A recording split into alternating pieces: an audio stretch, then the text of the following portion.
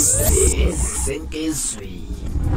Sanibona noyingane zakwethu ake nginibele lapha futhi ngamukela kwi-channel ehamba phambili le-radio Inkezo. Mina nami igama nguveza uNtuthu Ngakhumalo bathi ilasibona amagumede. Cishe mangabe usemusha kuleli khasi ngizophinde ngicela usubscribe, ungakhohlwa ukucomment nokulike kanjalo futhi nokushare bese ngilandela ku-Facebook @Radio Inkezo. Ngazakwethu ke emva ukusabalala kwesithombe esidala ukuthi kube kubonakala ukuthi yini ilene yenza insizwa iyaseBergville uBig Zulu evuka ngolaka laphana ke kuDomim Kokstad emkhomba ngozwani laphana ke ethi kasumke ground lomfana ngesiphathe lomfana kube sekubonakala ukuthi ke intoni imbangela eyokuthi ke aze yavuka ngolaka. Ngibona ingane zakwethu kuFacebook isithembe trend laphana ke la khona emidlalweni uDomim Kokstad owayedrebula kanzima laphana insizwa uBig Zulu yaqethuka kabi ngomhlane laphana. Abantu abaningi babe ukuthi ke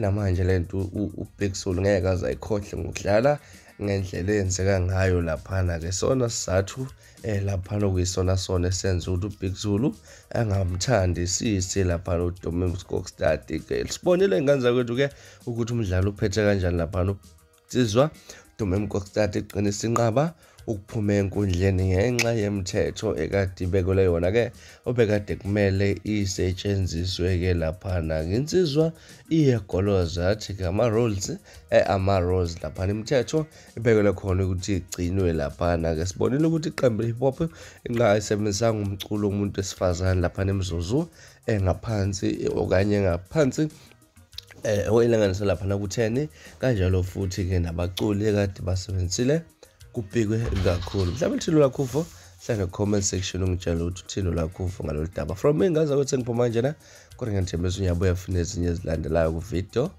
elandelayo.